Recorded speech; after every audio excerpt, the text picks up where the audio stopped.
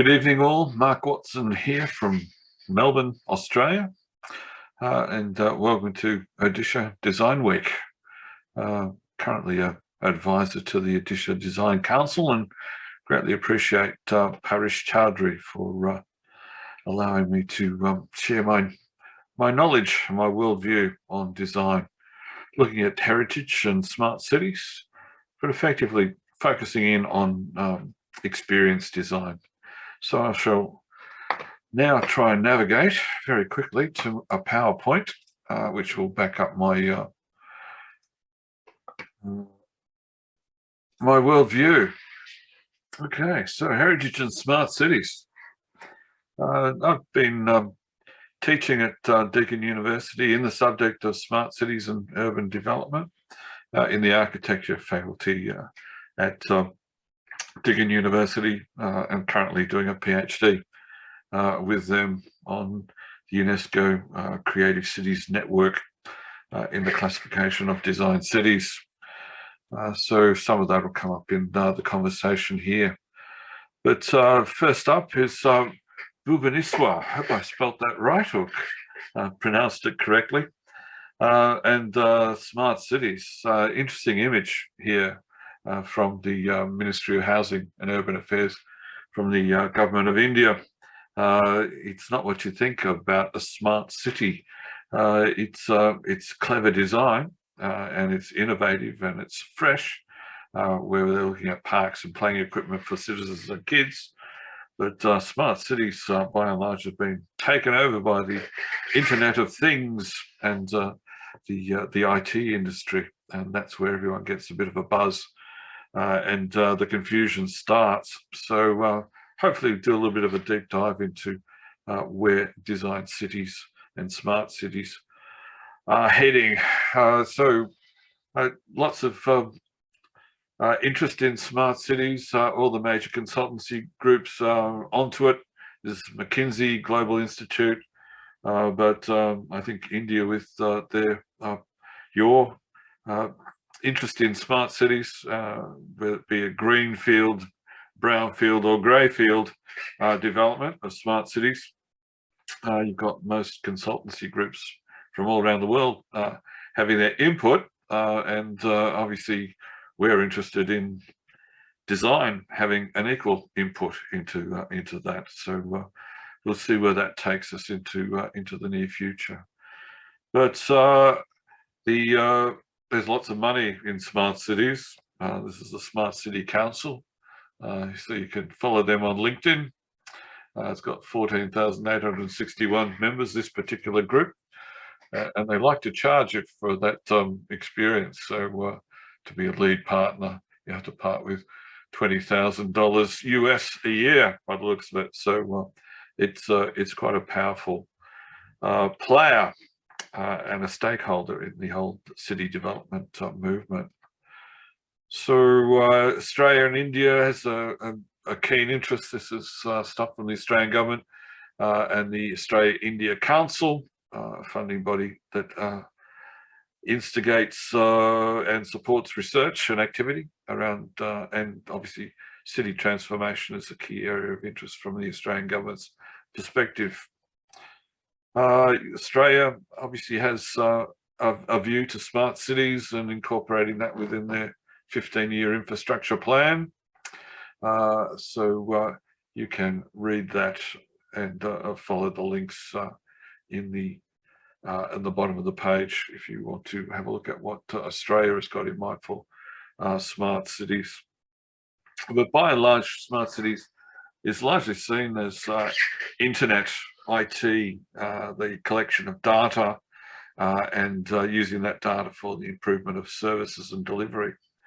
So with, for instance, motor traffic, if a set of traffic lights are synchronized in such a way that the major arterial flow through that highway or freeway, or not freeway, highway at least, because there's signals on it, that are coordinated. So if you're traveling towards a traffic light with a bank of traffic that will hit a green light at the appropriate time. You don't have to slow down. You can keep going through at the nominated speed, and that you would be tracked at that speed to the next red light, which would then turn green. That sort of activity is what we all associate with the Internet of Things. But other anecdotal evidence of smart design and smart inclusion within the city fabric are things like monitoring the how full a rubbish bin is. So it doesn't need to be emptied once a week on a regular basis. It can be identified and emptied only when necessary. So there is some benefits to it, and that's what we're all playing with, largely around efficiencies. As to whether, well, I'm assuming it improves the human experience of the built environment through that effort. So, but Internet of Things, things don't go all the way we planned. So Toronto and Google is a case in point.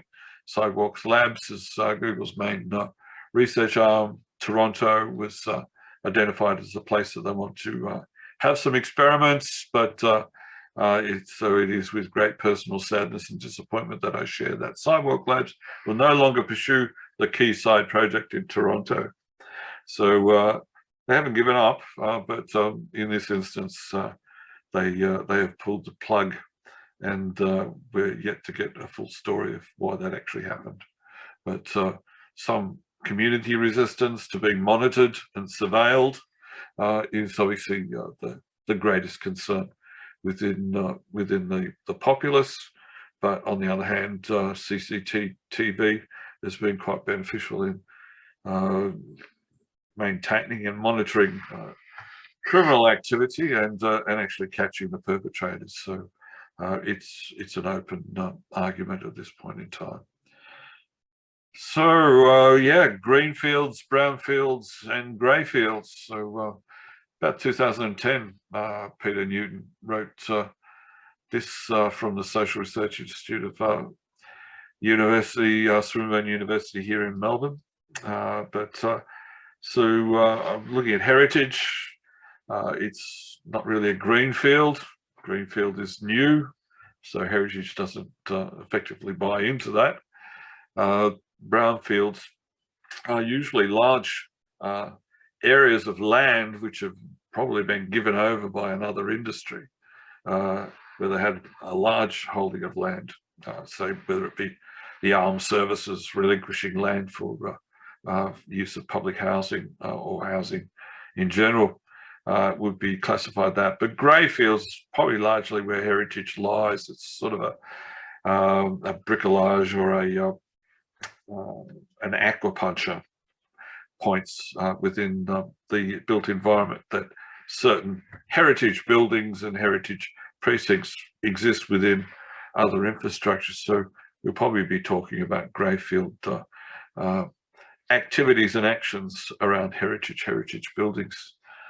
Yeah, so once again, Newton talks about that in a great online publication called The Conversation, where most academics get out and vent their ideas out there to the public. But yeah, looking at policy alternatives and land alternatives and arriving at green urbanization is the key benefit that we're looking to achieve around smart. So India's not ignorant of smart cities and major city developments, especially greenfield developments. I say greenfield in my ignorance. I don't know whether anything was bulldozed in the city of Chandigarh in Gujarat to replace the city. It's interesting that Le Corbusier was chosen as the architect to do this in the 50s. Obviously, you look at Paris with the maintenance of the old city of Paris and the new development of Paris, where most of the new buildings have been established to maintain the heritage and the look and the feel of a city. So when you compare that to London and things with the the various buildings that have occurred in the older structure and the established areas of London is a contentious point. So it's interesting to see with this example in Chandigarh that you are used to this greenfield development site. So where that takes us comes down to placemaking. I gave a paper in 1997, a conference in Ireland called A Sense of Place. Some of the speakers there were Kent Bloomer and Charles Correa, Ben Kelly from London, Sadao I'll get this right, Nakaoka from Japan was also speaking in the same plenary session that I was speaking in at this particular venue. We're starting to look at placemaking. It's a name which just started to come into to establishment in the lexicon of design, and from that I developed my thesis in my master's entitled Belonging.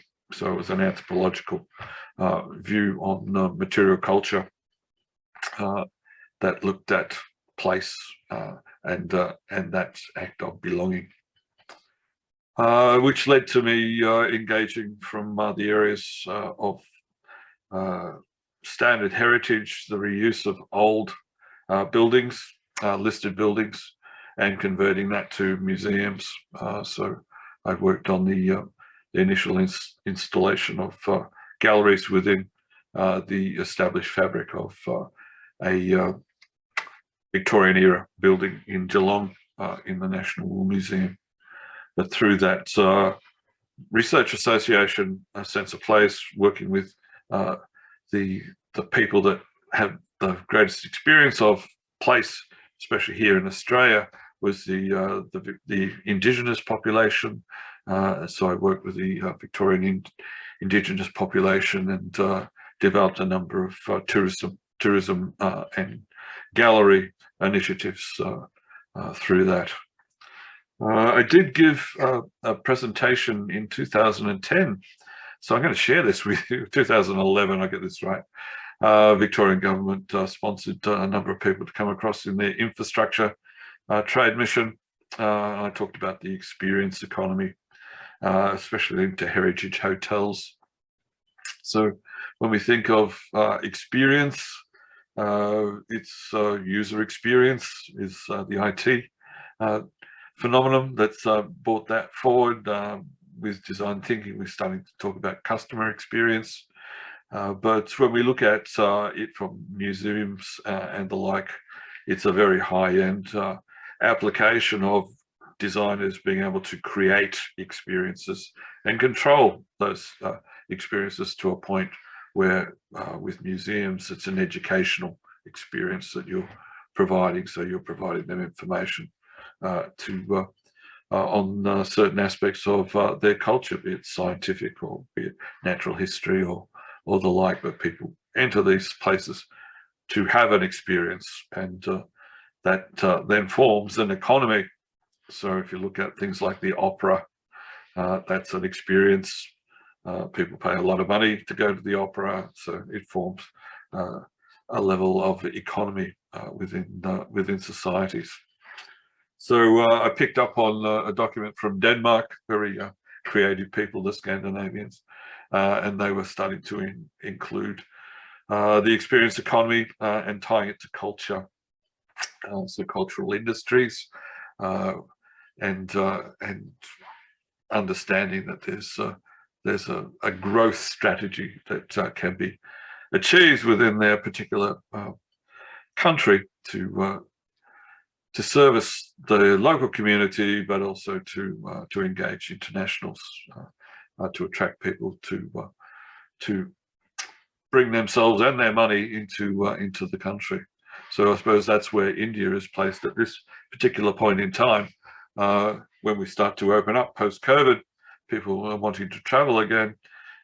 India, through their initiatives such as Make in India, are going to open up to major manufacturing. So going to be seeing a lot of internationals coming on board and wanting to learn more about India, and museums are well placed for that. So it's this mixture of PPP, public and private funding of the initiatives going forward, rather than just the government being the key source of financing for these things. With the public investment involved, it makes projects more actionable. So yes, so Denmark has obviously seen this nexus between public and private to speed up that delivery. But yeah, so a couple of snippets here, which I was talking about 10 years ago, about preservation of heritage buildings, databases, needed requirements, and yeah, how to look after heritage better. And that was 10 years ago.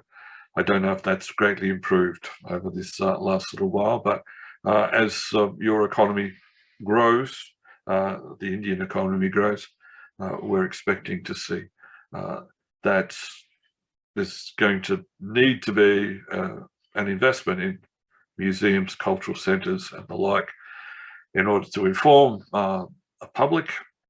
So when we look at your public, we look at work of Kiran Shinde. Dr. Kiran Shinde from La Trobe University, he was talking about different kinds of tourism within in India, and he was talking about religious pilgrimages, which is a major movement of bodies outside of their homes and work, places of work, to go somewhere within India.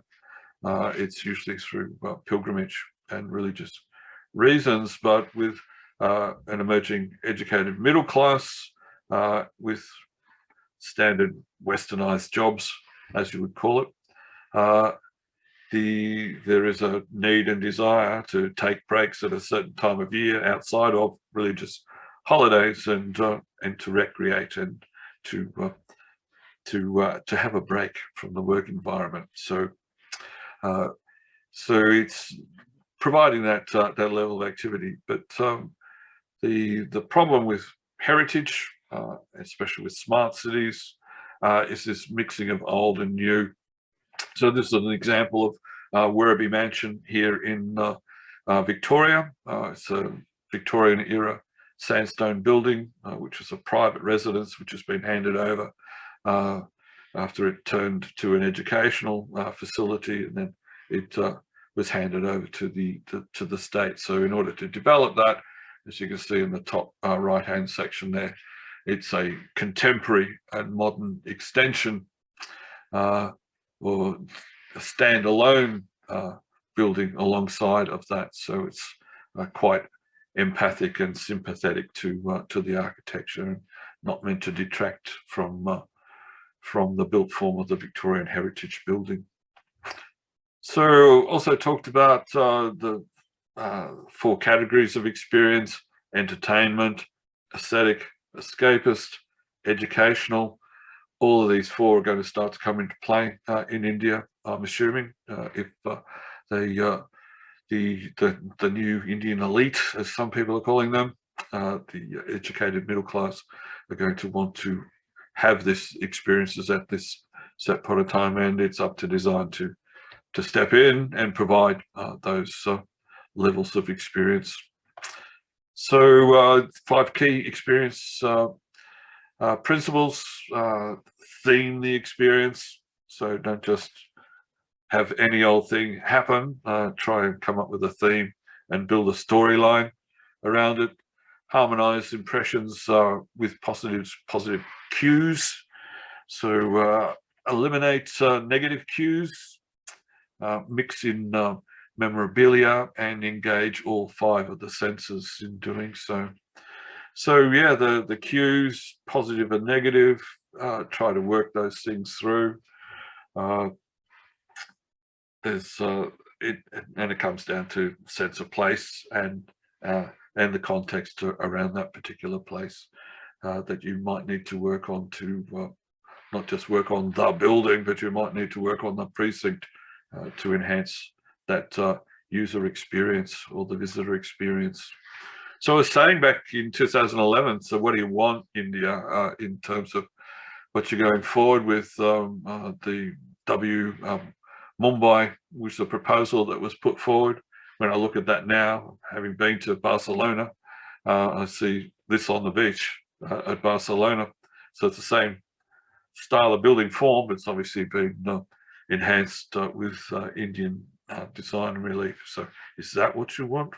I was also saying experience by numbers, franchising. So this is looking at who's making the most money with the best formula from a franchised perspective, and going out and buying a Marriott franchise, or buying a Best Western franchise or whatnot, and building to that cookie cutter style that is renowned. The Hilton Hotel is renowned for that. It's trying to provide a Western environment for Westerners to relax in while they're attending business in a foreign land, so they don't feel alienated from the experience, which is counter to what we want to do. We want to, as designers, allow people in a sense of place to get a sense of that place.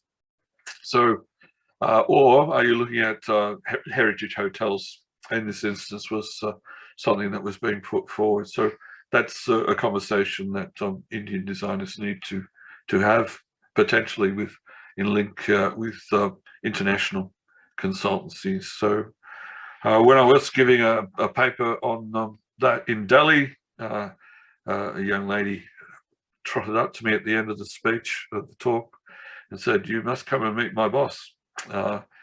So I figured that, oh, yeah, that's okay, just a short drive away. I'll see if I can hire a car. Until I found out that I couldn't hire a car, and they wouldn't let me hire a car. And so I promptly went down to the hotel and booked a cab, and drove for 3 hours, and met up with this fellow, Amarnath, at Tijara Fort, south of Delhi.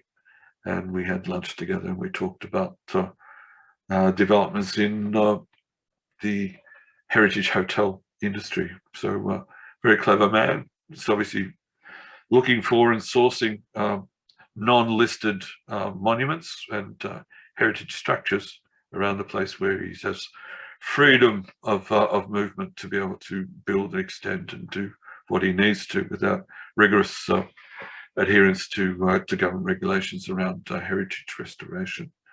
But this is the mix that is out there. So Amarnath did come to Melbourne in Australia, and I did catch up with him for dinner after a talk at Melbourne University's Australia-India Institute. So other activities that I'd engaged in around placemaking, worked with ICSID, which is now World Design Organization, key body for industrial design. 2014, they staged a 2-week workshop with Wellingar Management School under Siddhartha Nedkarni, and worked with a group of Indian designers around Matunga. Matunga is an interesting area in that it is a garden suburb of the early 1900 variety, where people were looking at the gardenisation, establishment of estate planning, where housing and whole urban areas were designed with an idea in mind of that experience, the human experience of that environment. So we looked at Matunga, and I was looking at the culture of Matunga. Was told that the culture of Matunga was a food market in Mumbai, and with that looked at the comings and goings of food and produce within a particular area. Thought about other areas that had a similar remit. Was looking at Covent Garden in London, but also trying to think of the name of the railway station that was developed recently in the UK with a major commercial produce supermarket, high-end retail around food area. So I was looking at that particular opportunity. So I looked at a whole site there, which was the railway siding to the Central Railway workyards in Mumbai. And my proposal was to roof over that whole shunting yard, still allowing the trains to be able to access the underside and into the workshops at that, but it was creating a 3 or 4 story development on that particular site. We did note that there was a significant parrot that was native to the area, which was struggling in amongst the lack of biodiversity within the Mumbai environment. So I sort of envisaged a large bird cage mesh enveloping the whole of the structure. So I envisaged it be greened out and accommodating. So this is the sense of place that we're looking at in terms of from design, experience design. Design is how we actually dig deeper and look for those opportunities for people to experience a more informed and knowledgeable understanding of an area and get a better sense of place. So yeah, using design thinking, that workshop proposal or activity around impact and action, working on using design thinking methodologies as social science research. I was teaching in that subject at the University of Melbourne Architecture, called Building the Brief, looking at architecture and building students, really understanding that they need to dig deep with research methods, using social science tools to find out what the user actually wants to generate a better experience for that activity. So once again, other heritage activities and engagement that I've had, met up with the heritage architect Vikas Dilawari in Mumbai, and looked through the Flora Fountain with him, and experienced my first trip on a Mumbai train, which wasn't too traumatic for me. It mustn't have been peak hour. But also I gave a presentation on smart cities and heritage fusion in Ahmedabad at the Gujarat Technological University with the Ahmedabad Municipal Corporation as supporters. So there were some good outcomes that came from that. Impact is what we want to achieve. We actually want to see if we can take it beyond being an idea and doing it as designers doing, and make it actual. Yes, so talking at CII, I did put a call out to CII and the World Design Organization to see what we can do about that impact. And here I'm citing Ezio Manzini, where he's talking about design when everyone designs. So that's the public consultation and what's called participatory design. So I've worked with the SDGs, the Sustainable Development Goals set up by the United Nations. Used to be the Millennial Goals, but they've rebranded it and given it more of a 2030 focus to meet everyone's growing concern over climate change. So working with the Digital Society School out of Amsterdam, I've been running the workshops with that program, both in Melbourne and Geelong, for about the last 6 years. So yeah, working with a set process, helping people, non-designers as well as designers, understand the design process, the stages that you go through to develop a design and a concept. We're all familiar with the double diamond. So this is part of the process that I go through in my workshop to explain to people what it is we're going to do over a 4-day session, or 4 sessions in a 2-day workshop if we're doing that. And as most people are doing these days, they're trying to frame the structure of the activity around certain goals. So obviously SDG number 11, sustainable cities and communities, is a key input to that, and looking at the future around quality education, and that's tying museums in with number 11. But you can also tie into things like number 10, equities, inequalities. So museums being open to all the public. It's not just the educated middle class, but it's all part of that process of spreading the information and bringing everyone up and improving the lot of everyone's life.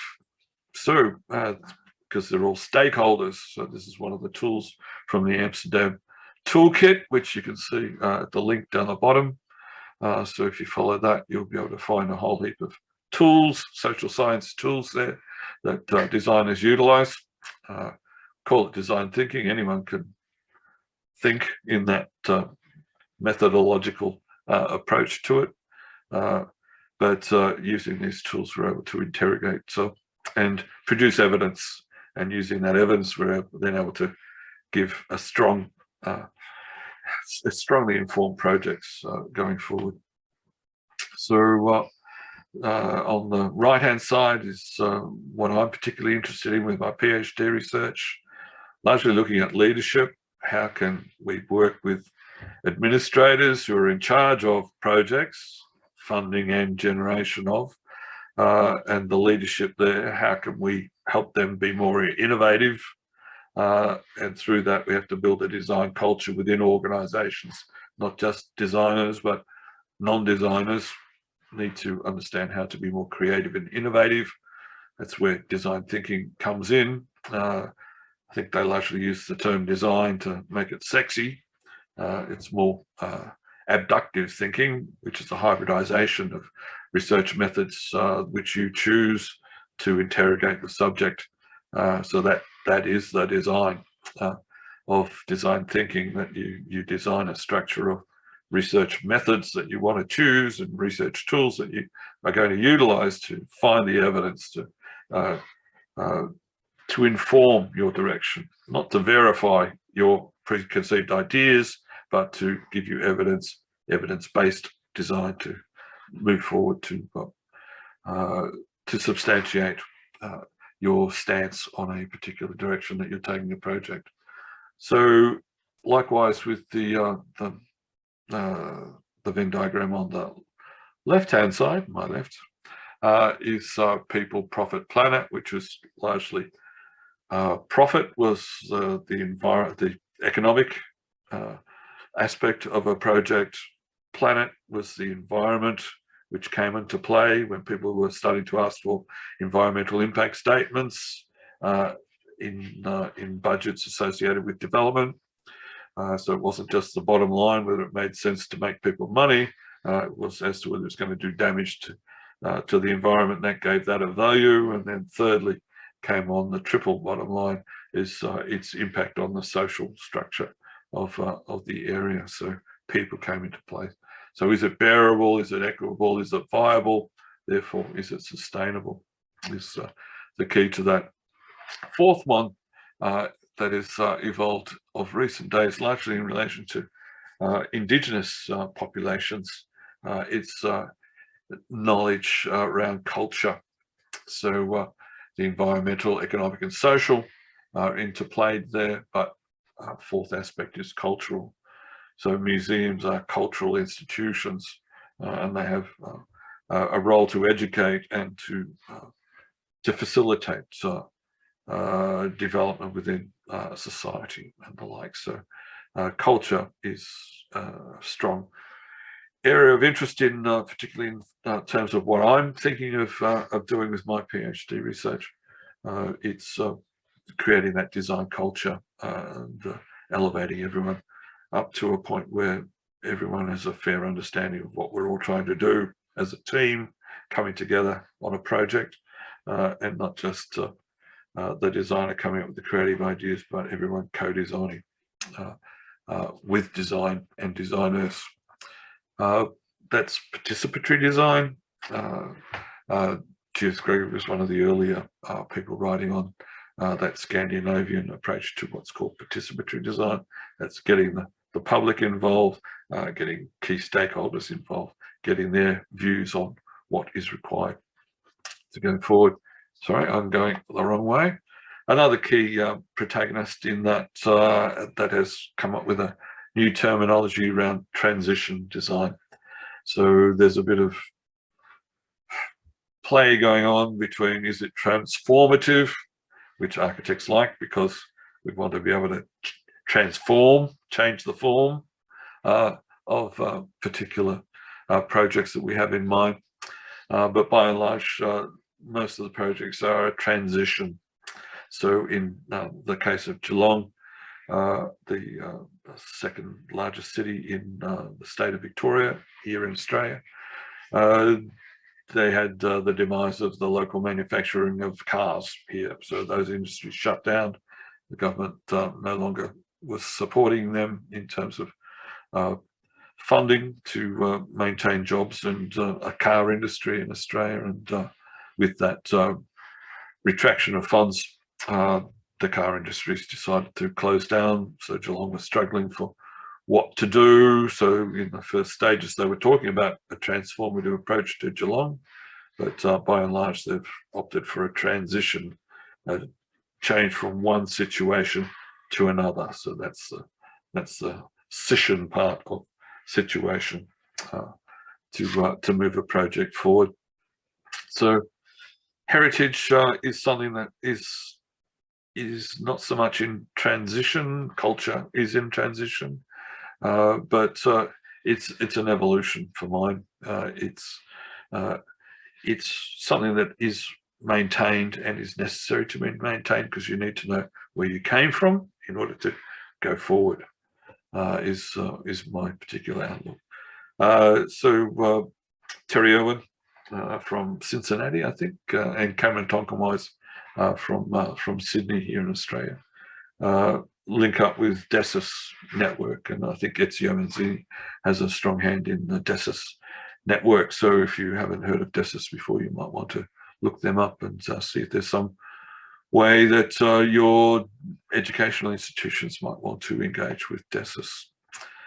Yeah, so I'm currently running a paper at the moment on museum environments, looking at India. I'm calling it the experience economy and museum development in India, and I'm about to give a talk in early December in relation to that, based in Egypt. I won't be going to Egypt because of COVID, but it'll be an online presence, so you should look up that particular conference coming up in early December. It will be the same time as Odisha Design Week, so I don't want to steal the audience, so you need to look after the Odisha people first, but do have a look at that particular opportunity going forward.